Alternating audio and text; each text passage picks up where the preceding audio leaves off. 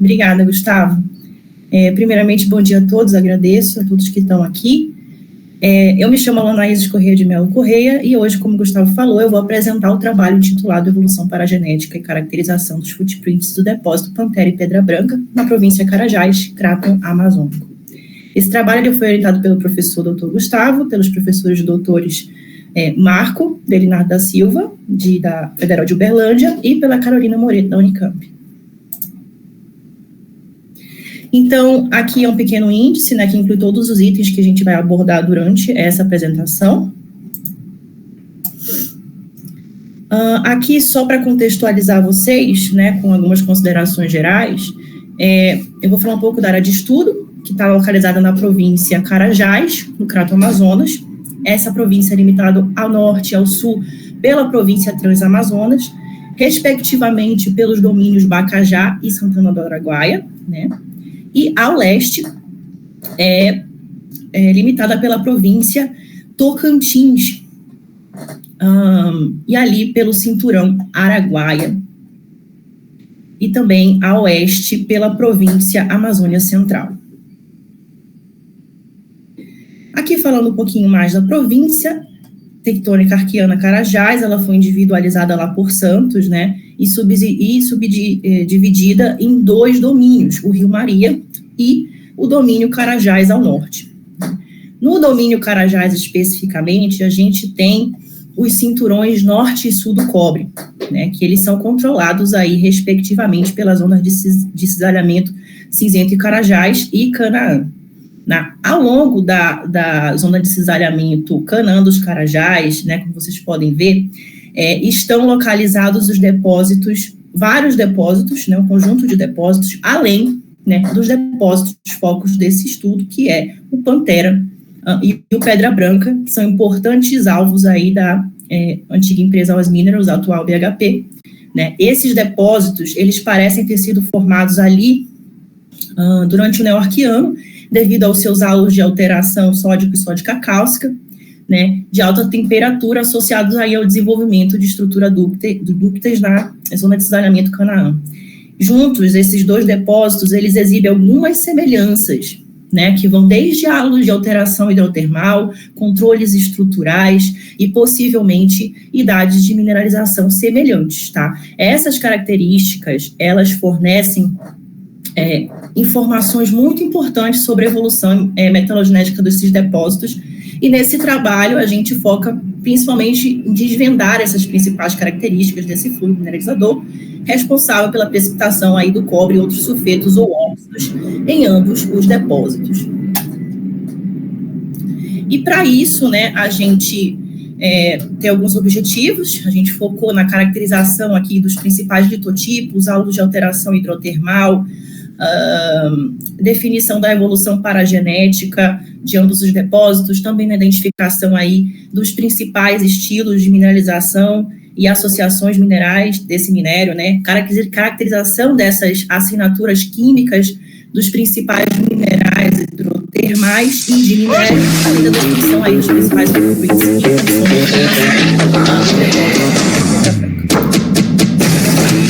Então, como eu disse, né, bota essa roupa para jogo. Como? Se sujar, faz bem. Dois domínios, o Rio Maria, que compreende aí uma sequência metavulcano-sedimentar do tipo Greenstone Belt, apresenta aí caracterizada por um terreno Greenstone TTG, né? O domínio Carajás, ele foi recentemente subdividido em 3 subdomínios, como vocês podem ver aqui. Primeiro, o terreno Sapucaia, né, aqui na fronteira com o Rio Maria.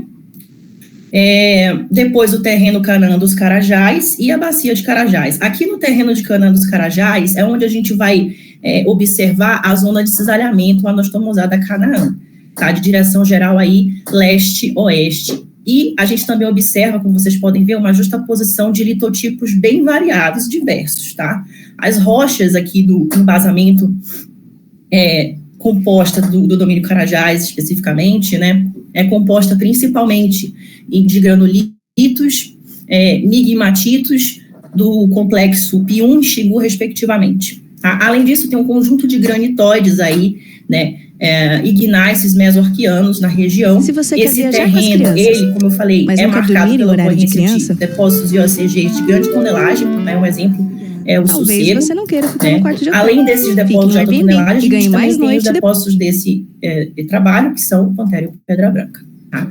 Falando um pouco aqui da bacia de Carajás, ela compreende sequências metavulcano-sedimentárias neoarquianas, né, é intrudida aí por um magmatismo bimodal coevo, de larga escala, e, além disso, é sobreposta por sucessões sedimentares siderianas e orosianas, e, posteriormente, ela foi intrudida aí por um magmatismo anorogênico lá no Paleoproterozoico, tá? Além disso, tem o magmatismo granítico, né, que intrude as rochas mesoneoarquianas do domínio Carajás em 3 episódios principais. 2, como vocês podem ver aqui, foi no neoarquiano, né? O primeiro distribuído aí pelo domínio Carajás e o segundo restrito ali à parte norte, né? Além de algumas intrusões ali também paleoproterozoicas. Complexos máficos ultramáficos também intrudem essas rochas do complexo Xingu e das sequências metavulcano-sedimentares neoarquianas, e a gente tem alguns depósitos na região também que são ricos em níquel e cromo, associados a esses complexos máficos ultramáficos. Todas essas sequências, né, toda essa sequência é coberta ali pela formação águas claras, que são rochas siliciclásticas durante o Paleoproterozoico. Então, falando aqui, dando um foco no cinturão sul do cobre, né, a gente pode ver os depósitos deste trabalho. A região, a gente também pode perceber que ela é visivelmente controlada aí pela zona de desalhamento Canaã e apresenta essa variedade de litotipos, né, em um conjunto de depósitos muito importantes formados lá no Arqueano e no Paleoproterozoico. Aqui, só para explicar para vocês um pouco das diferenças dos depósitos formados no Neoarquiano e no Paleoproterozoico, tem os principais sistemas hidrotermais e OCGs, né, que Moreto individualizou em 3 eventos, né, principais lá no domínio Carajás. A gente tem aqui a evolução tectônica do domínio Carajás, que abriga esses eventos, né, que foi feita por Trunfo lá em 2016. Aqui a gente vai focar no principal evento de mineralização em OCG, tá? E no episódio final de formação dos depósitos de OCG na província. Como vocês podem ver, esses 2 eventos geraram depósitos com características bem diferentes, tá? Por exemplo, o depósito Sossego apresenta corpos de minério, o Siqueirinho, pista baiano, que é formado em porções crustais aí mais profundas. Isso tem impacto em várias características do depósito, foi formado lá durante o Neoarquiano, né? E a gente também tem o corpo Sossego Curral, formado em porções mais rasas durante o Paleoproterozoico, ou seja, todas essas condições vão gerar diferenças de profundidade, de estilos de deformação, como vocês podem ver, de temperatura, alteração hidrotermais e até fontes de fluidos.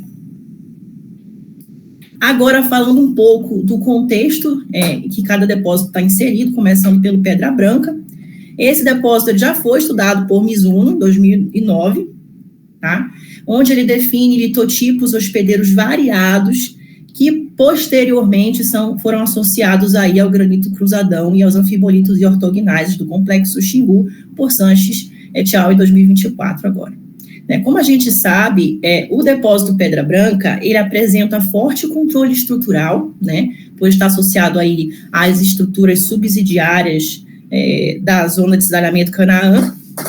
Mizuno definiu uma evolução hidrotermal partindo de uma alteração sódica, seguida de formação de anfibólios, posterior formação de óxido de ferro, alteração potássica e uma alteração epidoto-clorita tardia.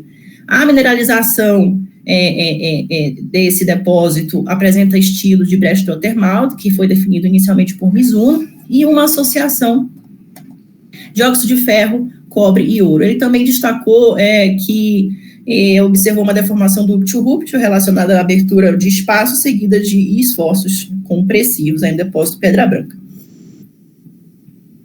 Já no depósito Pantera, a gente tem um depósito tipo ECG também, localizado também na transição entre o domínio Carajás e Rio Maria, mas ele fica bem em cima mesmo da transição, da zona de sutura. Ele também é controlado por essa zona de cisalhamento Canaã, né? Ele foi estudado por Lopes em 2018, onde ela define como rocha hospedeira um granodiorito, que posteriormente foi associada aí ao complexo plutônico Urilândia, lá por Pereira, em 2024. A rocha hospedeira também é cortada por vários diques de variadas composições. Lopes definiu uma evolução hidrotermal partindo aí de uma alteração sódica cálcica, seguida de alteração cálcica férrica, alteração potássica, silicificação e cloritização. A mineralização, ela define estilos veios até brechas tardias, enriquecidas em terras raras, cobalto, níquel, prata, ferro e cloro. Aqui são os materiais e métodos, né, utilizados nesse trabalho, partindo aí do levantamento bibliográfico, né, seguido de trabalho de campo, posteriormente estudos petrográficos e as microanálises realizadas. Aqui a gente pode ver como os testemunhos de sondagem foram amostrados, né, na etapa de campo, partindo de zonas distais a proximais em relação ao corpo de minério de ambos os depósitos, né. A partir das amostras foram confeccionadas 32 lâminas destinadas aos estudos petrográficos, né. Dentre elas, 6 foram selecionadas para análises de química mineral via PMA. Além disso, foram confeccionados 4 mounts, né, destinados às análises de MEV, e dentre esses 4, 2 foram utilizados para análise de LA e CPMS, elementos de traço empírita.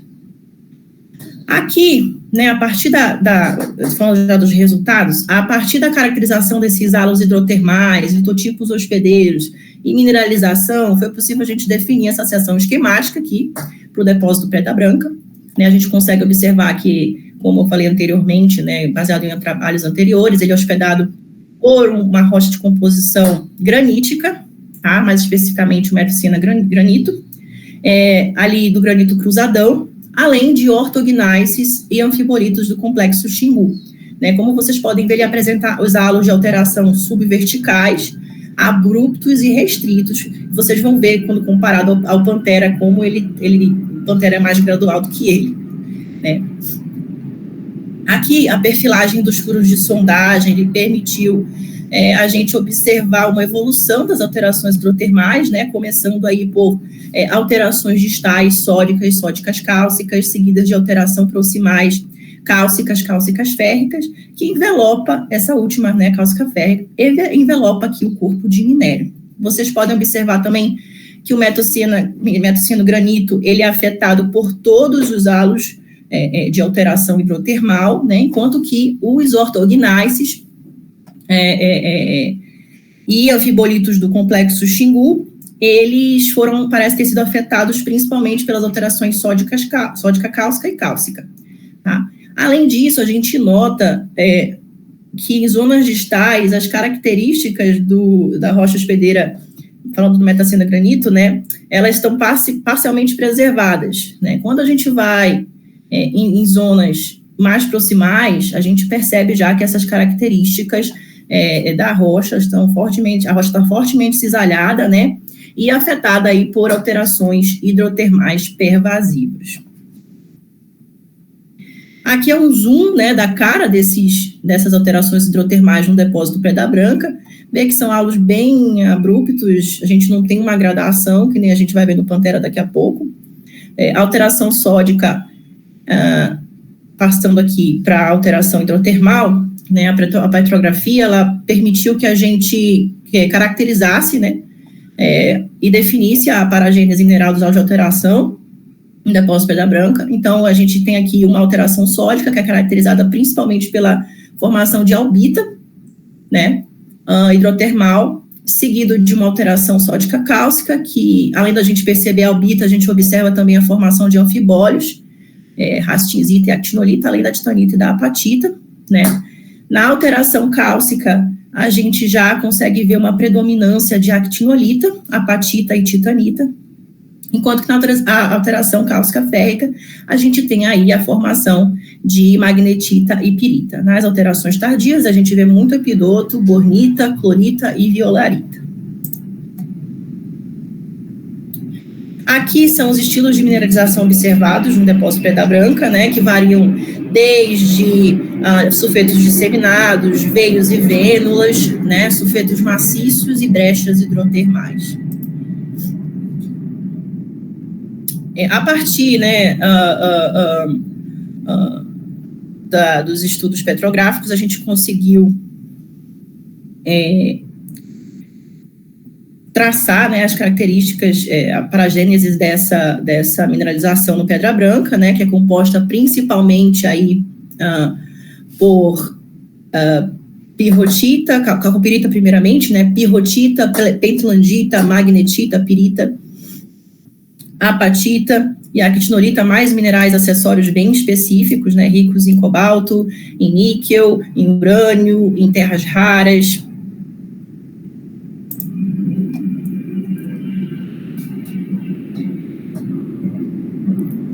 E aqui falando um pouquinho do depósito Pedra Branca, né, a partir da caracterização também dos halos e litotipos hospedeiros, a gente conseguiu definir essa seção esquemática para o depósito Pantera. Ele é hospedado, como vocês podem ver, principalmente por uma rocha de composição granodiorítica do complexo plutônico Ourilândia, apresentando halos de alteração subverticais. Como vocês podem ver, esses halos são bem mais extensos e graduais quando comparados ao Pedra Branca, né? Também é resultado de um forte controle estrutural exercido pelas estruturas subsidiárias da zona de cidadamento Canaã, e esse depósito ele é cortado por um dique, né, isotrópico que não parece ser afetado por nenhum halo de alteração hidrotermal. Aqui, na perfilagem dos furos de sondagem, né, a gente conseguiu observar que nem lá no Pedra Branca uma evolução das alterações hidrotermais, começando aqui por uma alteração incipiente distal sódica, seguida de alterações cálcicas e cálcicas férricas pervasivas, controladas pela deformação dúctil. A alteração cálcica férrica também envelopa o corpo de minério, nesse caso. Aqui é um zoom, como vocês podem perceber, da alteração hidrotermal no depósito Pantera. Vê que ele é bem didático, bem gradual, bem diferente do Pedra Branca, né? E aqui os estudos petrográficos também permitiram que a gente definisse aí a paragênese mineral desses halos de alteração no depósito Pantera. Então, a gente tem uma alteração sódica, caracterizada principalmente pela formação de albita hidrotermal, a alteração cálcica com predominância aí da actinolita, do epidoto da titanita, e a alteração cálcica férrica formada observada principalmente pela formação de magnetita, pirita e apatita. A gente também tem algumas alterações tardias, onde a gente vê muito epidoto, carbonato, calcopirita sendo substituída por bornita e clorita.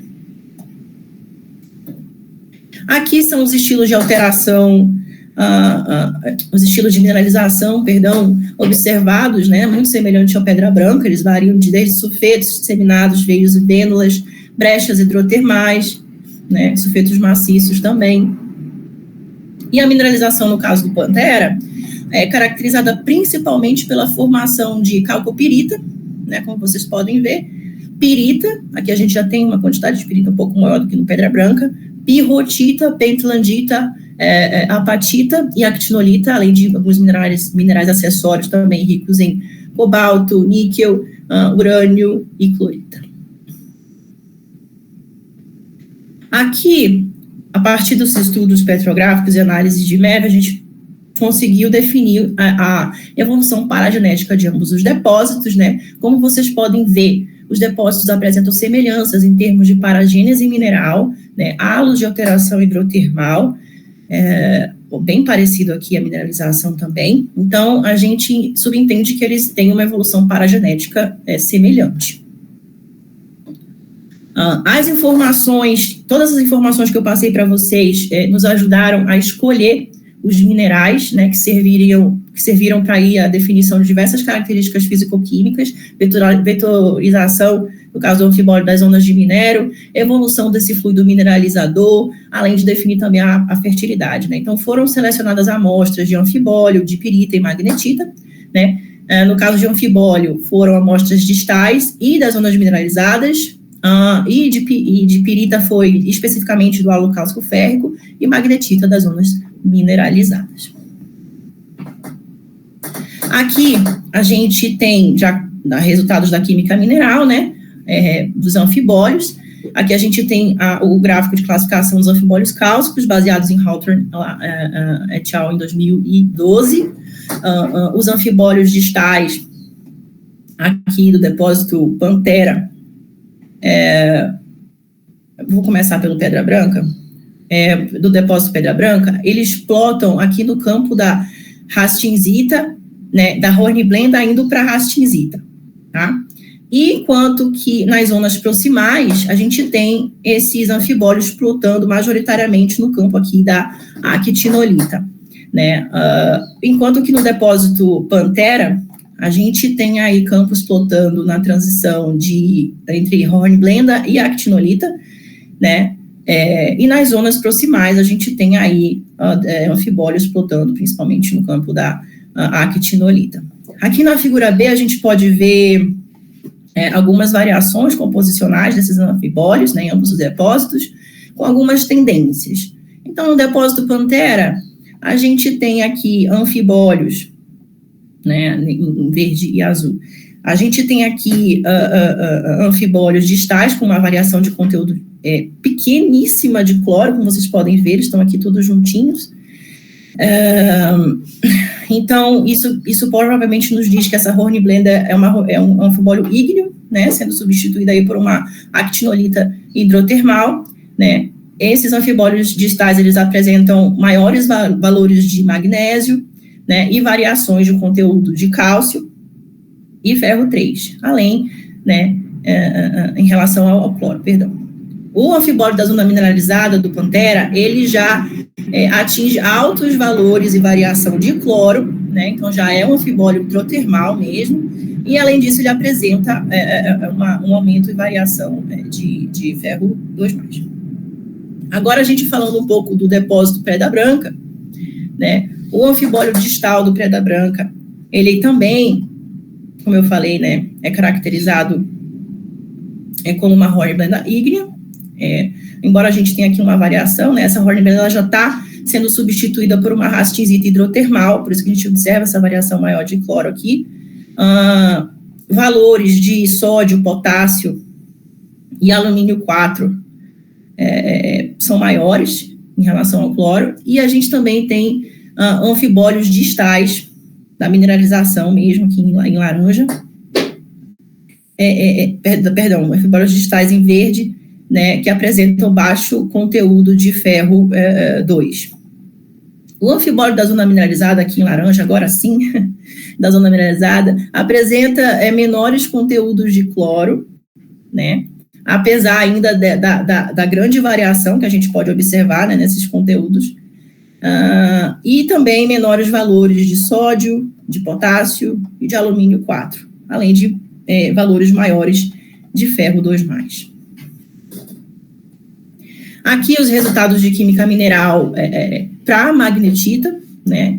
A gente pode observar aqui na figura A que os depósitos apresentam valores de óxidos, grandes valores, maiores valores de óxidos como cromo, níquel, vanádio, no depósito Pantera, em relação ao depósito Pedra Branca, né? Que apresenta relativamente valores menores desses óxidos, né, mas ainda assim vocês podem ver que são bem semelhantes, tá? Em contrapartida, a gente tem aqui no depósito Pedra Branca valores relativamente maiores de óxido de titânio, alumínio e magnésio, e ambos os depósitos aí apresentam uma variação de óxidos de fósforo, manganês e magnésio. As magnetitas de ambos os depósitos, como vocês podem ver, plotam no campo hidrotermal, com razões semelhantes de outros depósitos mundiais aqui e de Carajás, né? Apresentam altos conteúdos de titânio e vanádio, que é característico aí de condições de precipitação desse óxido em alta temperatura, entre 300 e 500 graus Celsius, né? E o depósito Pantera plota em campos semelhantes aí aos depósitos hidrotermais de cobre do tipo Pórfiro, depósitos IOA e aos depósitos Sossego e Alemão, em Carajás. Já o Pedra Branca, como vocês podem ver, plota em campos semelhantes, né, ao do Pantera, com a adição do campo do depósito magmático de ferro, titânio e vanádio. Além desses, né, ele também plota no corpo Sossego, né, no campo do corpo Sossego e Siqueirim.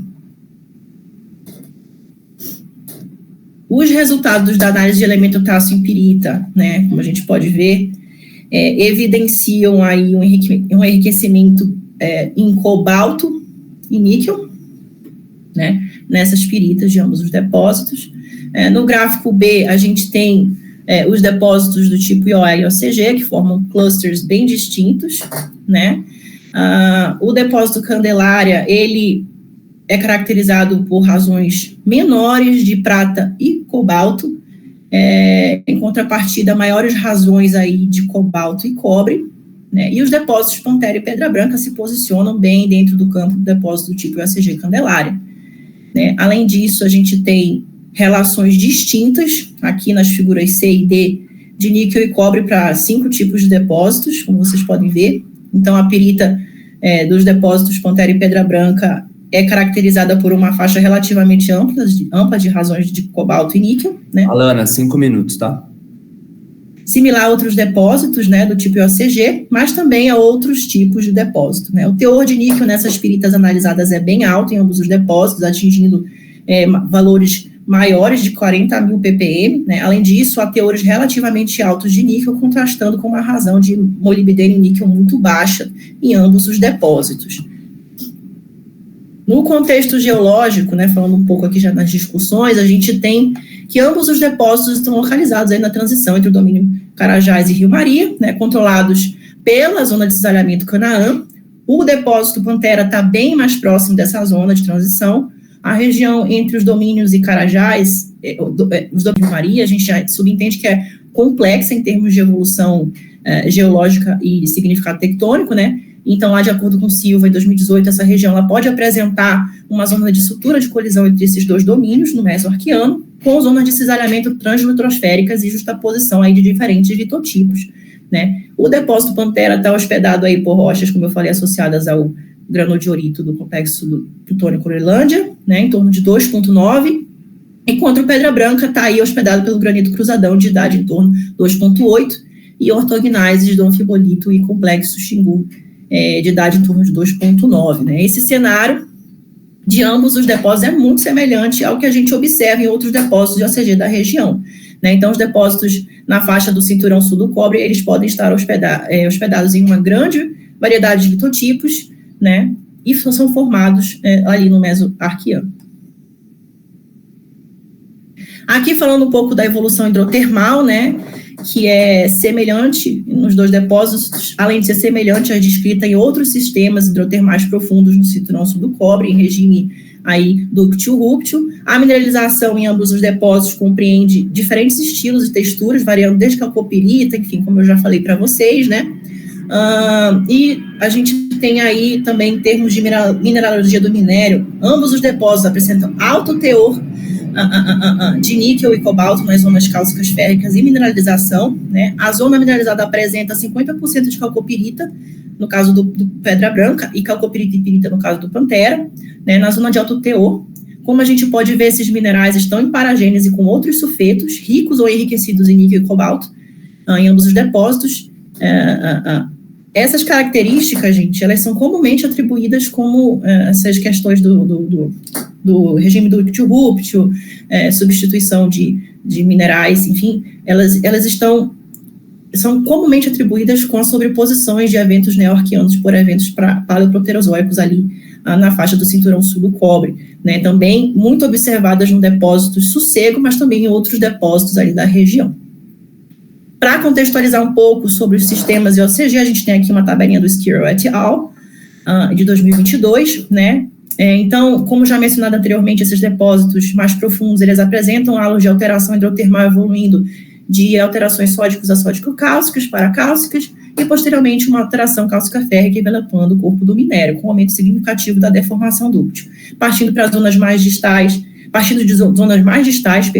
dominadas por um regime dúctil, seguida de mudança nesse regime para dúctil-rúptil e zonas mais proximais, as zonas de minério.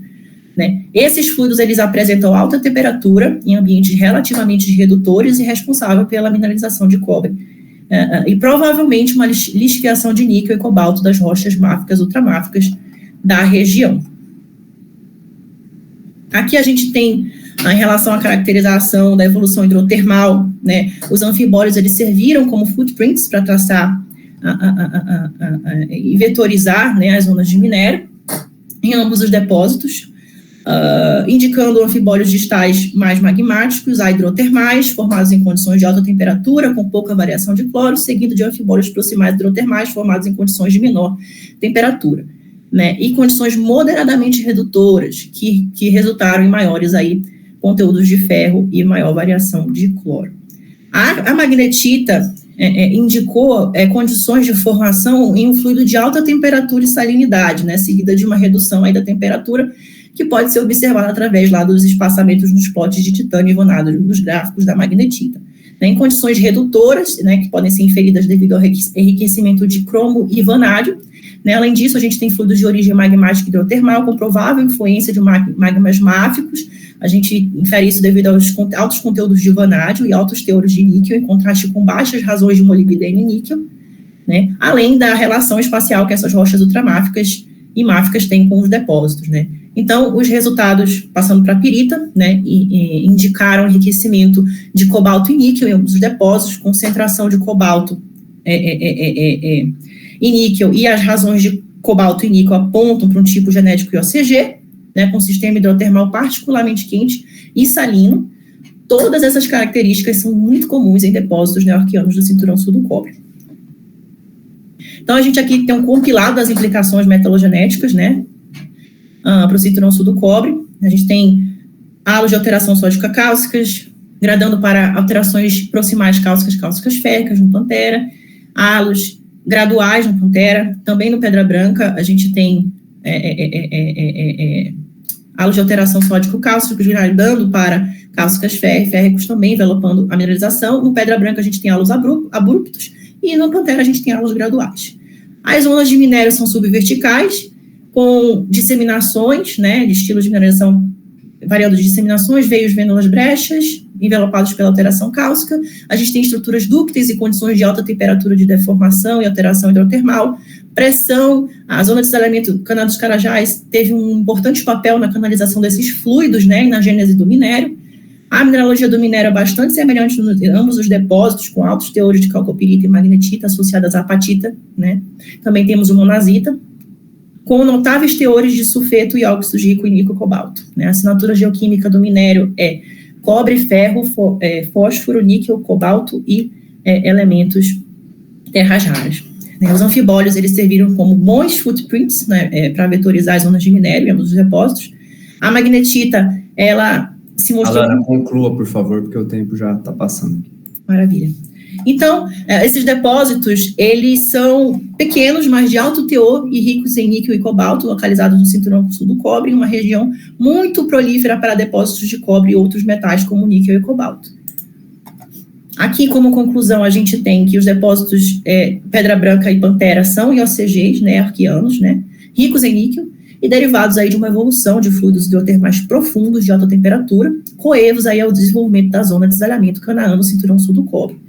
Né? A proximidade dessas rochas máficas e ultramáficas, em contato com esses fluidos hidrotermais bem canalizados, hipersalinos, em condições redutoras e precipitação de níquel, cobalto e outros elementos, né, devido à diminuição da temperatura. Esses processos, eles deram origem a um amplo sistema hidrotermal formando aí um conjunto importante de depósitos IOCG durante o Neoarquiano.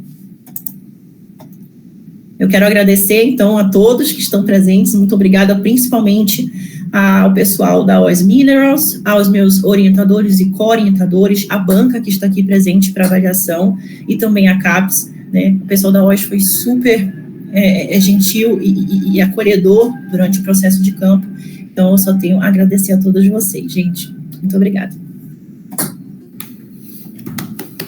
Muito obrigado, Alana. Boa apresentação. Estourou um pouquinho do tempo, mas acho que ficou claro aí para a banca também a mensagem que você teria que passar, né? Então, novamente, obrigado. Minha sugestão é que a gente convidar a professora doutora Helena Monteiro para iniciar suas considerações aí sobre o trabalho da Alana. E, novamente, Helena, muito obrigado por aceitar o convite, né? Sei que você está aí cheia de coisa para fazer, mas então muito obrigado pela participação. Muito obrigada, Gustavo. Eu agradeço muito ao convite, porque me deu oportunidade para conhecer o trabalho da Alana. Alana, parabéns pela apresentação, foi muito clara.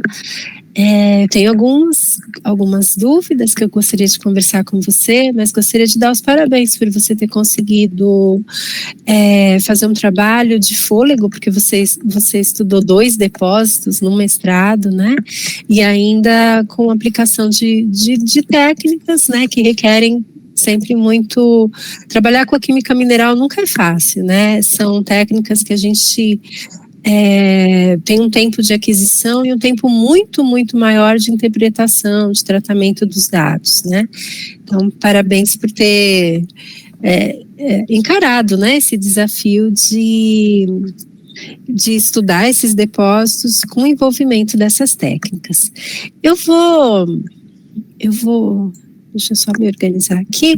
Eu tive um probleminha com os textos, Alana. Eu vou te passar 2 arquivos, porque eu comecei a ler no PDF, depois eu vi que ele pulava algumas páginas, né? E o do Word eu consegui seguir. Então, eu vou talvez ficar migrando assim de um arquivo para outro, mas acho que isso não vai ser problema para a gente agora. Então, Alana, a primeira coisa, quando você contextualiza a problemática do estudo, você coloca muito essa questão de compreensão e caracterização de footprints. E você, em alguns momentos, você coloca a própria paragênese como um footprint. Então, eu queria entender melhor essa questão. Você falou de vetorização, mas você está dentro dos depósitos, né? Você está trabalhando com testemunhos na área do depósito. Então, como que você vê essa questão? O que é footprint? Como fazer uma vetorização usando essas ferramentas? O que você pensa sobre isso? Maravilha. Como a gente dividiu, né, as zonas dos depósitos em zonas distais, intermediárias e proximais, como eu não tive acesso a campo regional, né, como os meninos tiveram, então a minha vetorização ela teve que ser limitada, né, a escala que eu tive acesso. Então, a gente definiu zonas distais, intermediárias e proximais, e a partir daí a gente pegou alguns minerais, algumas paragêneses minerais que indicavam uma aproximação desse corpo de minério. Foi utilizado principalmente os anfibólios, nesse caso. Então, a gente utilizou nesse sentido a vetorização. Na verdade, é um estudo inverso, né? Porque você já sabia a relação com o corpo de minério e você estava estudando variações químicas que podiam estar relacionadas com essa espacialização. É diferente da vetorização, que você quer encontrar um corpo de minério a partir de algum footprint, né? Então, assim, não que isso não vá ter uma aplicação, mas isso pode ser tirado, conceitos do seu trabalho, para ser aplicado em outras áreas, né? Mas eu acho que tem que ter esse cuidado de falar em vetorização nessa situação, né? Porque, na verdade, você já parte do corpo de minério e ele é o seu parâmetro, né, para espacializar. Então, essa era só uma pequena dúvida. Nos seus objetivos, você fala de caracterização das assinaturas químicas dos principais minerais hidrotermais e minerais de minério. É um objetivo muito ambicioso. Quando eu li isso, falei, meu Deus, a Alana vai fazer tudo isso. E esse objetivo foi atingido, Alana? A gente selecionou alguns minerais que a gente definiu como principais, né, para esse entendimento, né? A pirita foi um deles, junto com a magnetita, além dos anfibólios. mas eu creio que ainda esteja aí algumas... Talvez isso, como o documento em si, né, a gente traça alguns objetivos e depois vai redirecionando. Talvez no documento final seja bom fazer um ajuste, porque senão passa essa ideia de que você vai estudar um número maior de minerais, ou mesmo, enfim, tem tantos minerais aí que são indicadores, né? Então, é mais nesse sentido. Mas vamos lá. Eu não vou falar muito de aspectos formais, porque eu fiz anotações no texto, mas eu gostaria de falar um pouquinho dos mapas geológicos. Os seus mapas, por exemplo, como você tem uma área que é muito abrangente, né? Você pega lá do Pedra Branca até o Pantera, e você tem um detalhamento nessa parte sul do domínio Carajás, um pouco do Rio Maria. A sua legenda do mapa ela é muito densa, né? E talvez seja interessante para uma publicação você simplificar um pouquinho o mapa, né? Eu digo mapa de contexto, você coloca contexto geotectônico, mas na verdade é um mapa geológico, né? O mapa da figura 1 da página 20, que também está no artigo. E uma coisa que eu tenho percebido muito esse é um mapa geológico, a gente mostra unidades litológicas, mas na sua legenda você fala de magmatismo. O magmatismo é um processo, né? Então, fazer essa separação, o que tem aqui é um granito, não é um magmatismo anorogênico, é questão de legenda do mapa, né? Então tem muito essa questão. As unidades podem ter uma afinidade subalcalina, unidade cálcio-alcalina, mas na verdade não é um mapa de processos, de eventos, né? Então eu acho que daria para simplificar um pouquinho. Tudo bem, Alana? Tudo bem. Ainda na parte de contextualização geológica, você fala aqui de complexo Pi1, né, e migmatitos num contexto assim bem geral. O que eu senti, e é uma coisa que é muito comum, né, que eu tenho sentido muito, parece que esses textos de geologia regional de Carajás, eles estão um pouquinho, como eu diria, parados no tempo. Tem tanto trabalho que evoluiu desse ponto, né, de complexo Pi1, né, migmatito, eu não sei. Se você pega mesmo o trabalho do Marco, tá ali muito pertinho do Pedra Branca, dá uma outra contextualização para essas rochas, né? A compreensão do que são esses granulitos, esses migmatitos. Por que isso não é incorporado nessa parte? Né? Por que a gente não vai mudando e atualizando esses textos? Eles ficam parados no tempo, né? São sempre o embasamento, o complexo Xingu, que não se sabe nada, depois a bacia Carajás, e assim parece que as coisas não evoluem, né? Não é uma crítica ao seu trabalho específico, mas eu acho que a gente precisa avançar muito, incorporar mais os conceitos, e eu estou falando isso para todos, assim. A gente termina fazendo muito isso, né? Uma autocrítica também, mas a gente tem que incorporar mais os avanços. E como o Marco está envolvido aí nesse trabalho, eu esperava que essa contextualização do mesoarqueano já estivesse incorporada ao trabalho. E que aí, quando você vai fazer isso, você faz lá na discussão como um tópico de discussão do seu trabalho. Quando, na verdade, eu acho que seria mais uma contextualização do que uma discussão. Porque, já adiantando um pouquinho, eu acho que a discussão ela tem que ser mais focada nos resultados. E aí, quando você está discutindo dados da literatura apenas, eu acho que já faz uma análise crítica dessa literatura no início. Aproveita essa parte de contextualização geológica para já fazer uma análise crítica da literatura. Vou falar uma coisa aqui bem polêmica. O Fernandão está aqui, então eu vou puxar uma coisa que... Por exemplo, você fala, tem 3 episódios de granitogênese em Carajás. Tem mesmo? O que você acha? Né, o 2.7, 2.57, 1.88. Então, eu acho assim, a gente tem que ir mudando a geologia o contexto, né, o entendimento, à medida que a gente vai avançando. Então, se esse evento de 2,57 está sendo tão contestado, ao invés de você falar tem 3 eventos, já colocar, havia autores tal definiram esse evento, mas ele foi contestado por isso ou por isso, ou você pode se posicionar a favor ou contra das ideias, mas é muito interessante que você se posicione, né, que não seja uma cópia né, uma reprodução direta, né, da literatura. Então, é só uma questão aqui, né, eu acho que a gente consegue ir avançando nessa parte de entender melhor Carajás, né, é um desafio e tanto, né, Alana?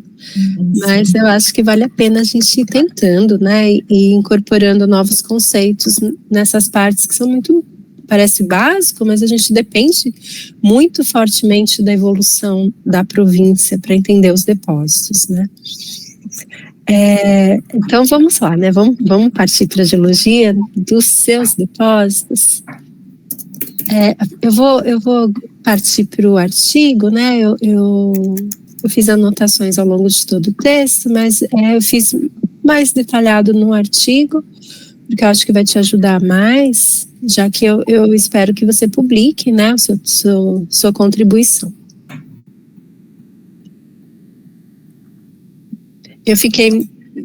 Gostei muito de conhecer os depósitos, não só conhecia por alguns dos trabalhos, né, já desenvolvidos.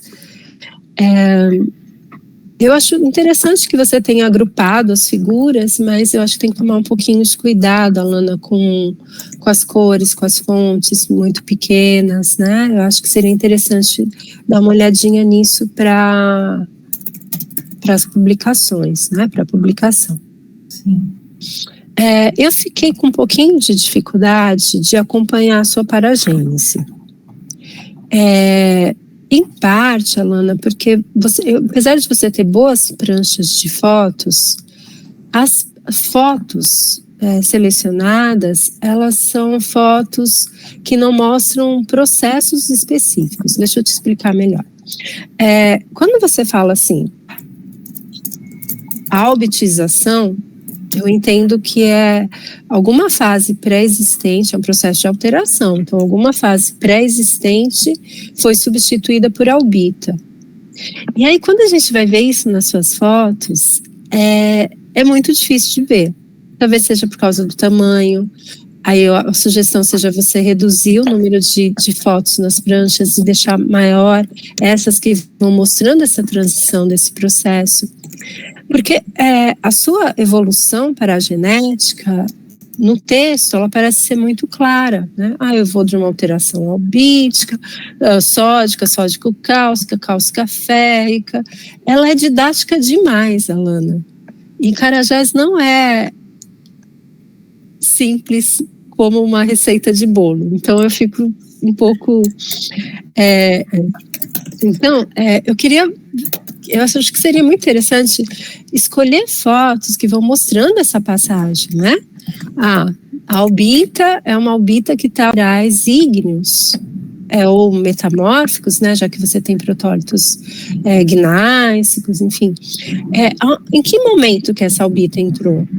Porque nas suas fotos, quando você mostra a albita, é uma albita recristalizada. E é uma albita com um aspecto alterado. E a albita não é uma fase que se altera facilmente em Carajás, a não ser quando entra uma escapolitização muito forte. Ou um feldespato potássico, né? E aí eu fiquei muito intrigada com isso. Por que essa albita que você menciona que é hidrotermal está completamente cristalizada? Eu não sei se você consegue colocar uma foto da prancha. Eu vou até ver aqui a foto que mostra a albitização. Lena, só para te acompanhar aqui, acho que você está falando da figura 5, mais ou menos, né? Lá no paper. Isso, pode ser a 5. A 5, e na outra prancha do Pantera também, mas acho que do Pedra Branca seria... não, do Pantera é a 5, né? Mas acho que tanto no Pedra Branca quanto no... Mas essa é ótima, Gustavo, a 5 é ótima, né? As 4 primeiras fotos mostram a albita. Talvez a do Pedra Branca até mostre melhor a recristalização, mas aqui elas também estão recristalizadas. Aqui tem um plagioclaso ígneo, tem uma albita ao longo da geminação. Mas essa albita do D, por exemplo... Aqui. É para projetar, professora? Se você puder, aí acho que é melhor para todo mundo acompanhar também, né, a discussão. Que maravilha.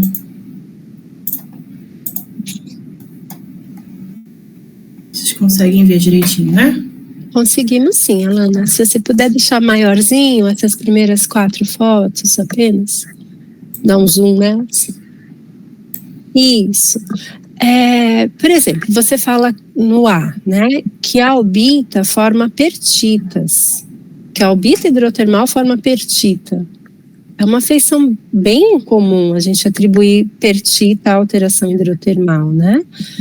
E a sua albita aqui no A, ou a sua albita no D, ela está completamente recristalizada, não tem mais contornos ígneos, em A tem o início de subgrãos. Então, assim, e a feição de substituição, essa albita alterando um plagioclaso ígneo, não está clara, porque é o cristal ali de albita, né? Então, essa do Pantera, né? Do Pedra Branca, também não está claro onde que essa albita hidrotermal está se formando. Aqui, né, a gente tem pelo menos foi no meu raciocínio, né? A gente tem, por exemplo, esse ortoclásio e essas manchas, essas listrazinhas que eu defini como algumas pertitas. Eu vi alguns trabalhos que a albita, quando ela está alterando plagioclasos ou álcali-feldespatos, ela tende também a formar algumas pertitas, né? Mas, sim, concordo que ficou um pouco obscuro como essa albita está substituindo, se esse mineral é ígneo, se ele tem processos anteriores de deformação, que eu creio que eles tenham, né? Então... Isso é bem legal de entender, porque se a gente está falando que a albitização foi prévia ao cisalhamento, isso tem implicações muito sérias, né? Ou seja, está com um zonamento que parece ser bem didático, mas em que tempo que ocorreu toda essa alteração? Tem algumas fotos que você mostra a albitização, e a albitização está no pegmatito, né? Tem, no Pedra Branca. No Pedra Branca. E aí tem algumas feições que são de texturas micrográficas, que são muito comuns nos pegmatitos. E é mais um feldespato ígneo deformado do que um processo metassomático, né? Mas, enfim, eu acho que só a questão, talvez, de escolher as fotos para que possam ilustrar o texto.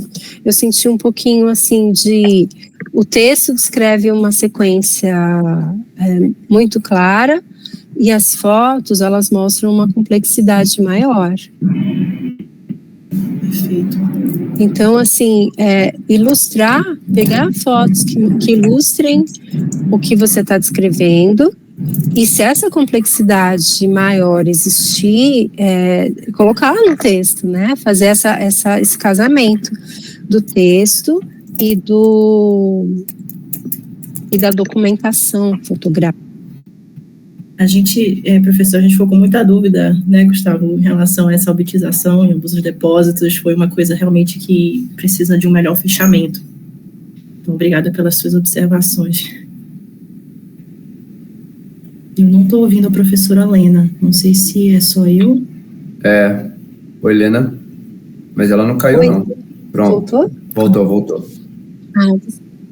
É interessante ter cuidado com isso, porque gente pode ter uma litoquímica aí que indica que assim, rochas muito sódicas, mas a gente tem outras explicações para isso, né? Eu acho que a gente tem no mesoarqueano essas rochas com tendências gemíticas, né? Você já pode partir de petróleo que são muito sódicos, você está falando mais de feldespatos que são antigos, né, na rocha. E você tem até a formação de porfiroclastos, né, essas adultas aparecendo como porfiroclastos. Então, é interessante ver isso, né? A gente espera muito alteração, sim, tectônica, mas quando a gente tem um grau de... Eu não estou ouvindo mais. Helena, tá travando um pouquinho. Só fala aí pra gente ver se... Estranho. Não, às vezes você fala, tá normal, aí às vezes dá uma travada. Qualquer coisa você vai falando, eu te falo. Então, assim. Tá legal, eu vou tentar e qualquer coisa se me... Agora tá bom. Tá bom, então eu vou ficar aqui mais comportada. Então tem essa questão da albita. Eu fiquei em dúvida, Alana, se em alguns momentos essa não teria também uma albita tardia. Você não observou nenhuma albita que poderia aproveitar a foliação, mas ser mais tardia? Sim, principalmente no Pedra Branca. Porque isso é interessante, né?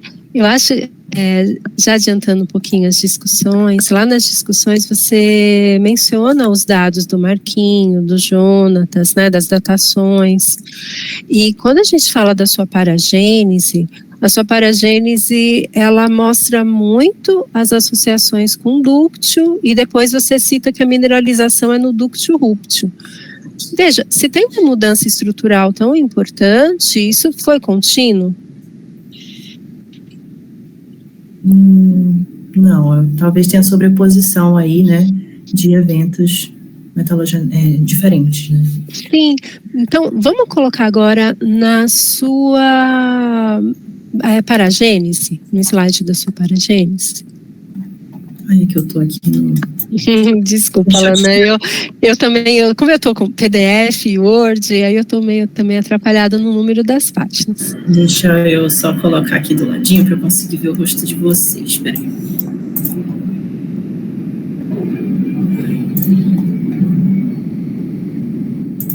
Um minutinho. Quanto tempo eu tenho, Gustavo? Helena, até 50 minutos. Até agora você falou metade, 25. Tá, vou correr um pouquinho aqui.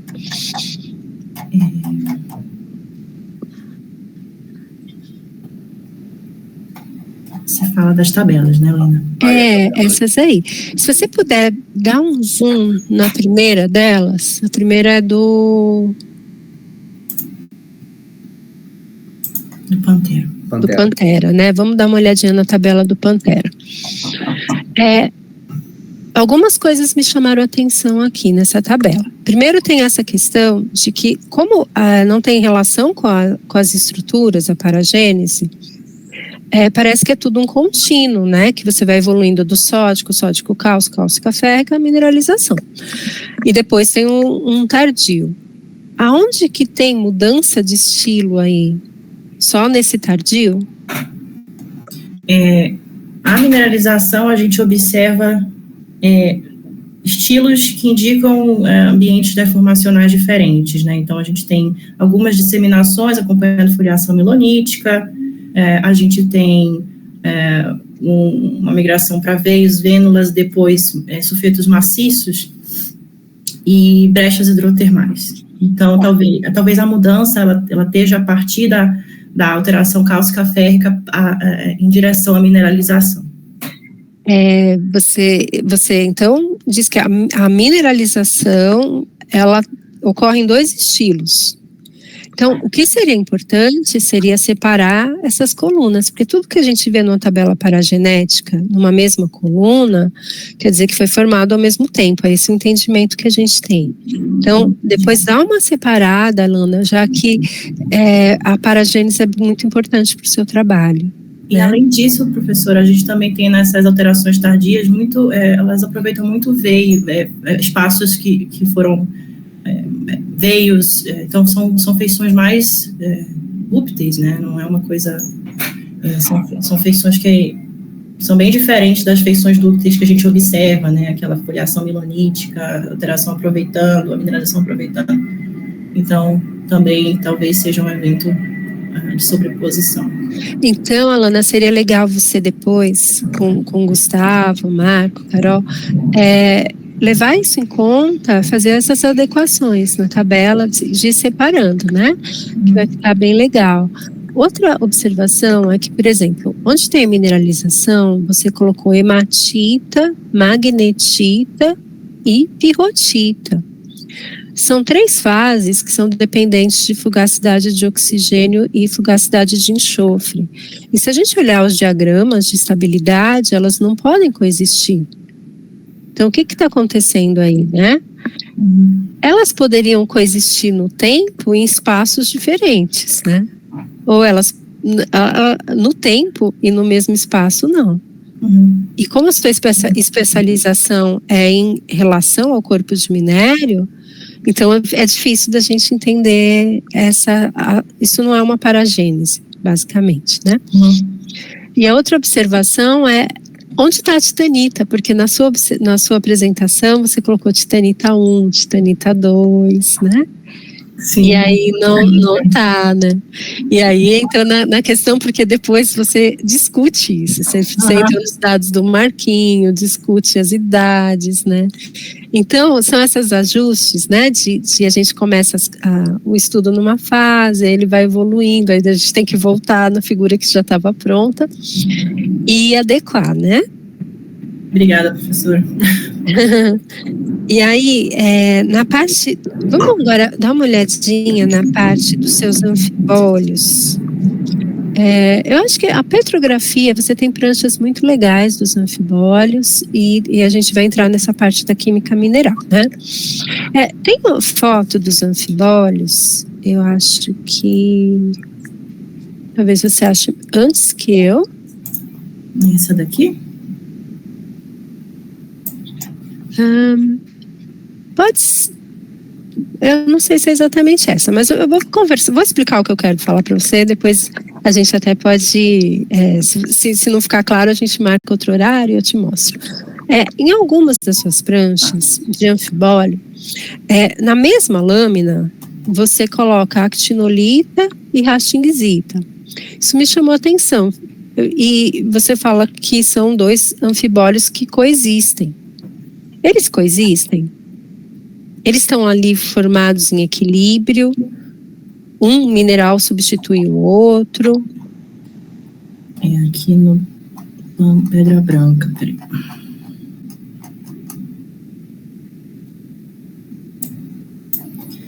Bem aqui, né?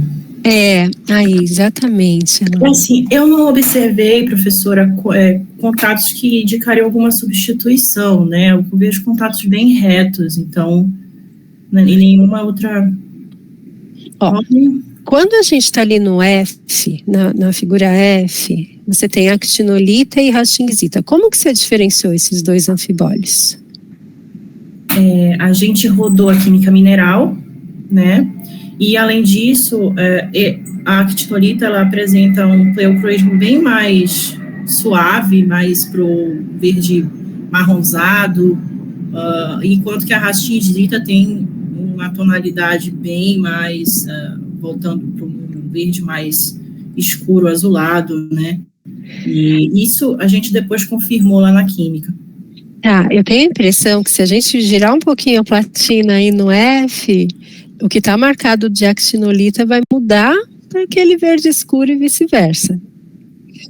O que eu estou querendo te dizer é que é muito difícil a gente ter a coexistência de actinolita e hornblenda. A rastingzita é uma hornblenda, né? Porque eles não se formam nas mesmas condições.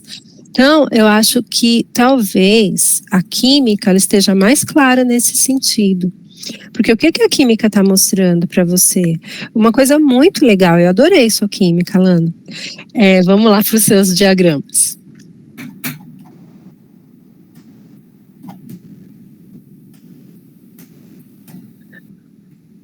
Sua química ela está mostrando que tem uma mudança, e é uma mudança inversa, né? No Pantera e no Pedra Branca.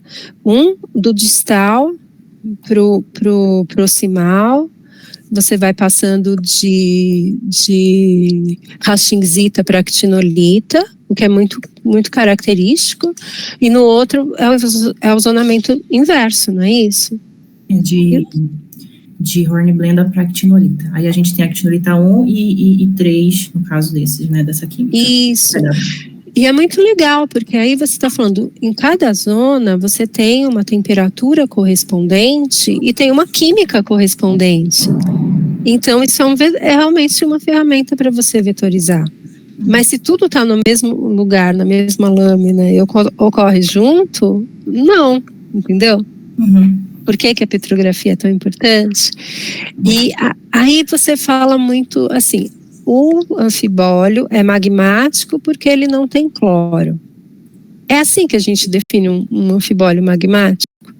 Ele não tem tanta variação de cloro, né? O cloro no meu entendimento, ele é um elemento que é muito característico. Se tiver muitas variações, né, desse elemento, ele é muito característico de minerais hidrotermais. É claro que tem outros fatores, né? Mas aqui eu foquei principalmente nesses clusterzinhos aqui, né? Eles ficaram bem paradinhos em relação ao conteúdo de cloro, não teve muita variação. Então eu fiz essa associação, né? De que provavelmente poderia ser um anfibólio magmático. Eu não tenho nenhum problema com isso, Alana. Acredito que seja magmático. Você deve ter, né, esses resquícios de anfibólio magmático. De fato, para ter cloro na estrutura, precisa ter um ambiente com envolvimento de fluidos salinos. Seria interessante casar isso com a petrografia, porque você provavelmente consegue ver onde que estão esses anfibólios magmáticos, né? Sim. Então, tudo bem.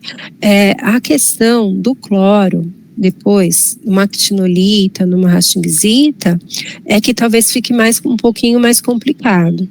Porque você vai ter variação com conteúdos de cloro, às vezes menores, na actinolita, mas não por causa do conteúdo de cloro no fluido. Essa inferência não pode ser feita de forma tão direta.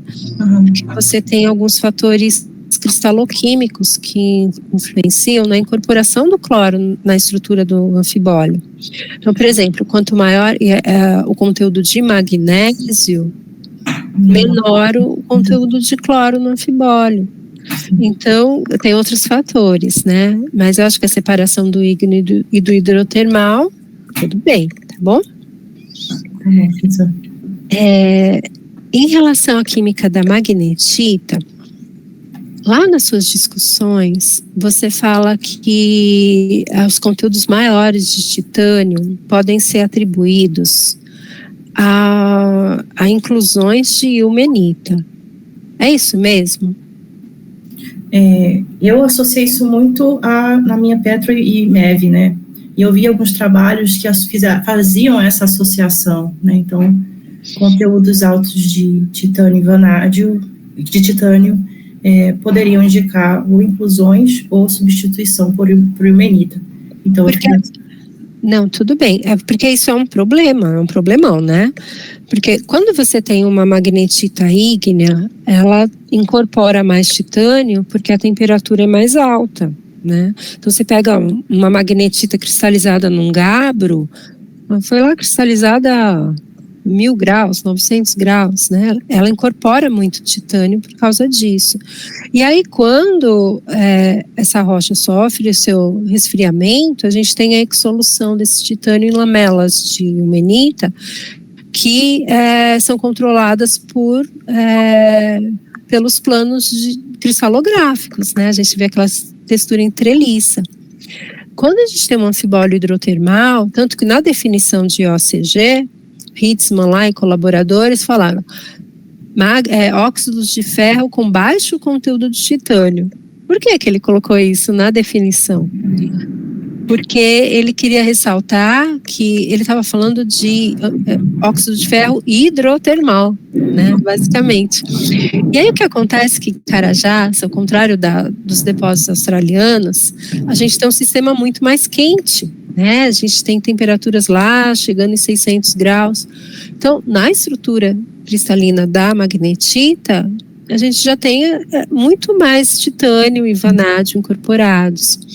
Então, se você chega a ter exsolução de ilmenita, isso vai complicar muito a avaliação da química mineral dessa magnetita. Porque a gente teria que reconstituir a magnetita original, né? Porque parte do titânio saiu da estrutura. Uhum. Então, é um problema adicional, né? E esse balanço aí, reconstituir, nem sempre dá muito certinho, né? Porque a gente pode também ter processo de substituição, pode não ser só exsolução. Mas se você conseguiu caracterizar essas inclusões pelo MEV, eu acho que seria bem legal você fazer uma boa documentação disso para poder, né, incorporar isso na sua discussão.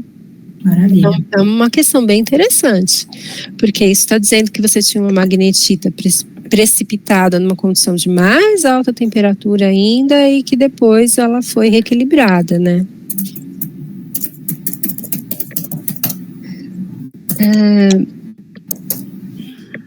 E a sua... outra coisa. Quando você está lá na discussão, você fala de um exemplo da China, lá de um depósito, citando a magnetita também. Mas nesse exemplo, acho que é do RU, 2019, alguma coisa assim, eles falam muito dos dioritos, desse papel de magmatismo máfico. Dá para fazer alguma analogia com isso? Dá. Dá sim, a gente tem muitas rochas máficas e ultramáficas na região que também podem ter essa mesma influência, né? Bem, e a pirita? A pirita é um mineral que você fez, aliás, CPMS, né? Você usou uma técnica mais robusta, ou pelo menos aquela que realmente pode trazer mais informações em relação a traços. Então, achei incrível, né, que você teve a oportunidade de fazer as análises de, aliás, CPMS. Você fez em malte, não em lâmina? Como que foi isso, Alana? A gente fez em maltes, a gente fez lá com o Cristiano Lana, na UFOP, e fizemos os pontinhos lá no malte. Legal. E você explorou bastante esses diagramas de cobalto, níquel. Quais outros traços poderiam ser interessantes para caracterizar melhor essas piritas? Lena, eu só vou interromper, eu não sei se ficou claro que o mount, ela não fez uma montagem da pirita, na verdade a gente fez um slab, né? Tipo uma seção polida, né? Isso, não é uma seção polida, não é que ela montou as piritas, não no mount. Eu fiquei Não, a gente pegou um pedaço. Preocupada. Não, a gente pegou um pedaço do minério, né, das zonas representativas, só para ficar claro. É como se fosse uma lâmina, só que o Cristiano e a gente aqui prefere o mount por causa do laser que vai furar, né? Então, só para deixar claro, não foi montado de pirita. Não, eu fiquei preocupada com o trabalhão que a Alana teria tido de fazer um malte de pirita, né? Então é melhor falar de uma seção polida, né? Porque é um bloquinho de rocha, né? Isso. Tudo bem. Mas era mais o trabalho, não era nenhuma questão metodológica, né, envolvida. Você fez análise dessa gama de traços, né? E será que a gente consegue explorar mais essa diversidade aí de informações? Sim, conseguimos. Eu não sei se a senhora percebeu, mas faltou o selênio e o telúrio. Pois foi incrível, né? Você conseguiu ótimas análises. Que seriam muito essenciais, né, para a gente definir alguns parâmetros, mas eu consegui trabalhar com o que a gente tinha, que foi, infelizmente, a gente não rodou selênio e telúrio, mas deu muito certo, apesar disso. Gostaria de ter rodado, mas não foi possível. Alana, eu acho que o meu tempo está acabando, então eu vou caminhar aqui para encerrar, né? As suas discussões, elas são muito bem, você fez uma estrutura lógica, você fez uma ótima discussão. O que eu senti um pouco, talvez, é que você explorou nas discussões poucos dados de química mineral, que é o grande, né, é a grande contribuição do trabalho, e mais dados da literatura, né? Um exemplo, você tem um tópico final que você discute os dados geocronológicos, mas aí já entra na discussão dos dados do Marquinho e dos dados do Jonatas. E eu fiquei um pouco preocupada com isso, pelo seguinte, eu fui ver lá nas referências e são trabalhos do CIMEX-MIN. O CIMEX-MIN é um ótimo evento para divulgar trabalhos, para interagir, mas se a gente for procurar esses trabalhos para ler, a gente não vai encontrar, né? Sim. Então, você está basicamente fazendo a discussão que eles provavelmente vão fazer nos artigos que eles devem estar submetendo. Eu fiquei muito preocupada com isso. Porque vocês são do mesmo grupo, vocês colaboram um com o outro, mas eu acho assim que se você puder no seu artigo focar mais nos dados que você obteve, eles já são incríveis. Eu acho que você vai conseguir, você já mostrou bastante informação sobre esses depósitos de OCG ricos em níquel, então eu acho que focar nisso seria a contribuição maior do trabalho, né? Então, seria a minha sugestão para você. E, bem, concluindo, acho que eu gostaria de dar os parabéns para você, para o Gustavo, e perguntar, você vai continuar nesse trabalho? A senhora fala de fazer um doutorado, talvez? Talvez. Olha, não sei por agora, eu acho que eu estou muito mais inclinada a ter uma experiência no mercado de trabalho, se tudo der certo, né? Mas sim, eu pretendo retomar para um doutorado no futuro, com certeza. Legal. Alana, parabéns pelo seu trabalho. Eu sei que é um trabalho de fôlego fazer tudo o que você fez no mestrado. Você está de parabéns. Gustavo, Marco, Carol também. Então, parabéns. Obrigada pela